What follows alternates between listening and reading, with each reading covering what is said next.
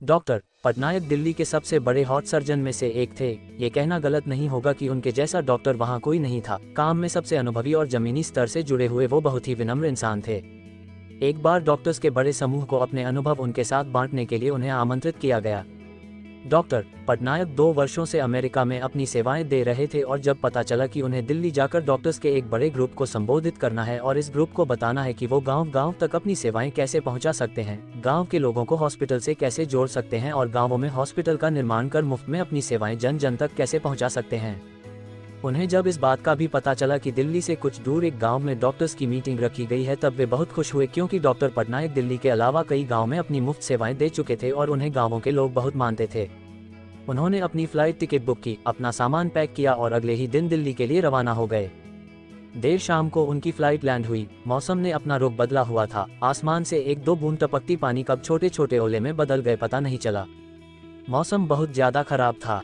दिल्ली से एक junior doctor Sharma और उनका ड्राइवर मोहन उन्हें लेने के लिए एयरपोर्ट पर उपस्थित थे।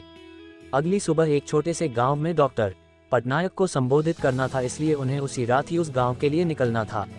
कुछ देर इंतजार करने के बाद भी मौसम की स्थिति वैसी ही थी। डॉक्टर शर्मा ने मोहन से पूछा, यदि आप गाड़ी चला सकें और रास्ते में किसी तरह की कोई असुविधा न हो तो क्या हम इस मौसम में भी यहाँ से निकल सकते हैं? हाँ, मैं कोशिश करूंगा, लेकिन गांव जाने के लिए हमें कच्चे रास्तों से होकर जाना पड़ेगा, इसलिए अभी हम धीरे धीरे आगे बढ़ सकते हैं, मोहन ने कहा। मोहन ने गाड़ी निकाली और तीनों गांव की तरफ आगे बढ़ने लगे। रास्ता और मौसम दोनों बहुत खराब था, इसलिए वे धीरे धीरे आगे बढ़ रहे थे। कुछ दूरी तय करने के बाद जब वे एक गांव से गुजर रहे थे, तब मोहन को महसूस हुआ कि उसके गाड़ी का एक टायर पंचर हो गया। उसने गाड़ी रोकी और नीचे उतरकर बारिश में भीगते हुए उसने टायर को चेक किया। टायर पंचर था। उस गांव में बहुत अंधेरा था। मौसम खराब होने के कारण वहां बिजली नहीं थी, लेकिन मोहन ने देखा कि पास ही के एक घर से रोशनी आ रही थी।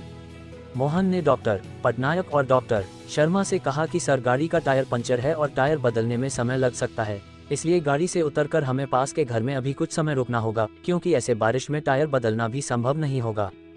दोनों डॉक्टर्स गाड़ी से नीचे उतरे और पास के ही घर की तरफ जहां से रोशनी आ रही थी आगे बढ़ने लगे। उन्होंने घर का दरवाजा खटखटाया, लेकिन अंदर से किसी भी तरह की कोई प्रतिक्रिया नहीं हुई। उन्होंने इस बार फिर दरवाजा खटखटाया और अब की बार दरवाजे पर एक बूढ़ी अम्मा थी जो बहुत उम्र की लग रही थी। माँ जी, हम शहर से आ रहे हैं, मौसम बहुत खराब है और यहाँ हमारी गाड़ी भी खराब हो गई है। यदि कुछ समय तक आप हमें यहाँ रुकने दें तो आपकी बड़ी मेहरबानी होगी, डॉक्टर शर्मा ने बूढ़ी अम्मा से कहा। क्यों नहीं, आप सब अंदर आइए, मैं आपके लिए चाय बनाती हूँ, बूढ़ी अम्मा ने जवाब देते हुए कहा। ये बिस्तर पर यह छोटा बच्चा क्यों कराह रहा है, इसे क्या हुआ? डॉक्टर पटनायक ने बच्चे की कराह सुनी और बूढ़ी अम्मा से पूछा। अब क्या बताएं साहब, गांव में हॉस्पिटल की सेवाएं नहीं हैं, हर छोटी बड़ी बीमारी के लिए शहर जाना पड़ता है। यह मेरा इकलौता पोता है।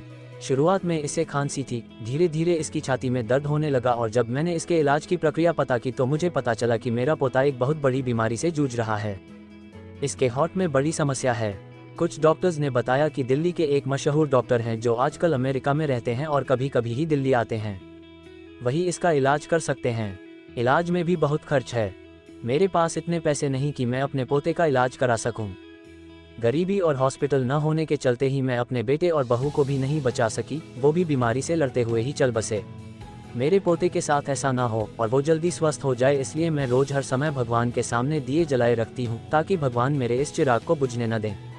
मैं हर जो भगवान से प्रार्थना करती हूँ कि जब भी डॉक्टर पटनायक दिल्ली आए तो मुझे किसी के माध्यम से पता चल सके और मैं उनसे मेरे पोते की जान बचाने की भीख मांग सकूँ। अब सब मैंने भगवान पर छोड़ दिया है साहब, ऐसा कहकर बूढ़ी अम्मा रोने लगी। ये सब बातें जब डॉक्टर शर्मा ड्राइवर मोहन ने सुना तो उनके चेहरे पर एक अलग ही चमक दिख रही थी। डॉक्टर शर्मा बूढ़ी अम्मा के पास गए और उन्होंने उनका हाथ पकड़ते हुए कहा, माँ जी, आप जिन डॉक्टर पटनायक की बात कर रही हैं वो आपके सामने ही खड़े हैं।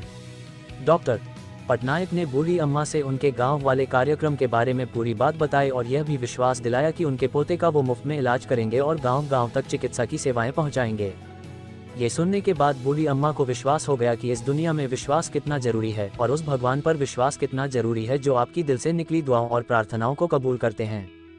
अगली सुबह सभी डॉक्टर्स को डॉक्टर पटनायक ने संबोधित किया और उन्हें गांव-गांव में हॉस्पिटल और चिकित्सा से जोड़ने के लिए हर संभव प्रयास जो वो सब कर सकते हैं इसके लिए कहा।